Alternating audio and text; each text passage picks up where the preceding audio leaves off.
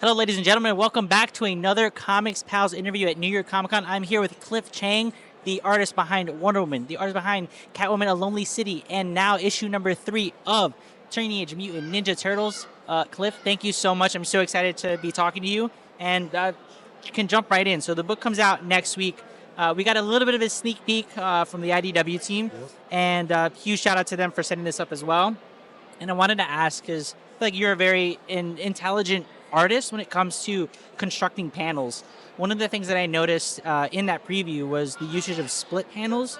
So you'd have segments of a scene bleed into the next panel, still part of the same amount of time, if you will. Right. I'm curious about why you chose that as a feature within this issue. Yeah, that's a great question. There are a lot of reasons. There were things in the script that called for before and after action, and to me, I was really lucky that I was able to do it.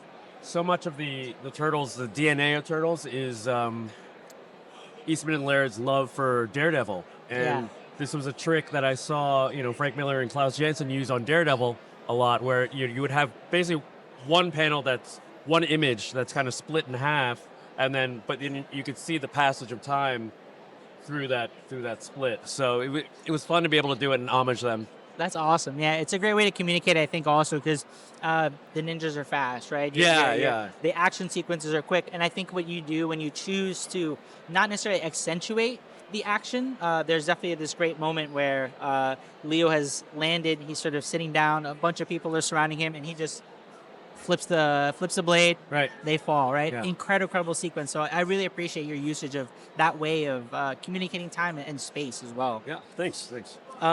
I wanted to ask your history with Leonardo, with the Turtles. Yeah. How exciting is it to be able to draw these characters?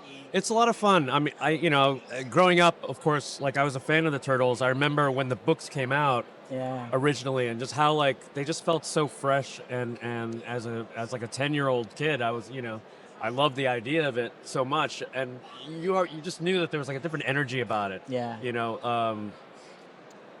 And then once the cartoon came out and Ninja Turtles became huge, and the video game. Yeah. These were all things that really I was such a fan of growing up, and so being able to incorporate some of that stuff into my version of the Turtles was great. I noticed you didn't say the movie there. That's interesting. The movie, you know what?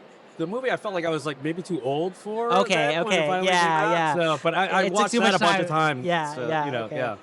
Cool. And then when it comes to Leo himself, how are you trying to communicate that turtle? Like, what makes up the physicality of who that turtle is compared to the others? Yeah, a lot of that. I mean, I think I took from the script. Jason wrote such a really wonderful, thoughtful script about Leonardo's state of mind, and I think out of the Turtles, he's probably the most confident and quiet. And that really fits with the story and trying to show him more or less he's usually quite in control of things, and the problem here in this issue is that he's kind of lost his sense of purpose, and so what is he going to do about that? But at his core, he's still someone who's highly skilled and doesn't jump to conclusions. He's the level-headed one, right? Yeah. And trying to figure out how a guy like that would, approach fighting and movement, and he's very much kind of a samurai, in this issue, and I wanted to get that across. I think in particular the silent page that you have where he's just meditating, right? He's just taking the time to sort of what it felt like evaluate his place, because at this point in time, the Turtles are separated, they're split out, right? And so each of the creators are coming in for a single issue, coming in to be able to tell a singular story about that. And in that moment, to what you're saying, he is just taking it all in, right? Yeah. It's feeling like he's reflecting on those moments. Yeah. I absolutely loved it. Thank you. It was and it was great. I mean, even the Leonardo part of the story was so much fun to do because it really goes into his mind.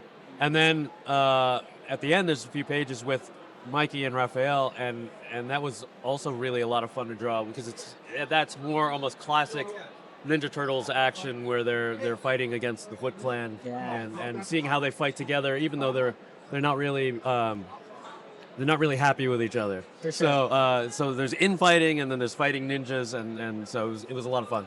And I had an absolute blast, so I can't wait to see when it fully comes out. Get to pick it up, physical copy. And you can too at your local comic book store. Again, coming out next week on the 23rd. Cliff, thank you so much. I really appreciate the time being able to chat with you about this. Thank you. Stay tuned for the rest of the Comics Pals here at New York Comic Con. We're here all weekend doing interviews just like this and more. So thank you, and tune in again.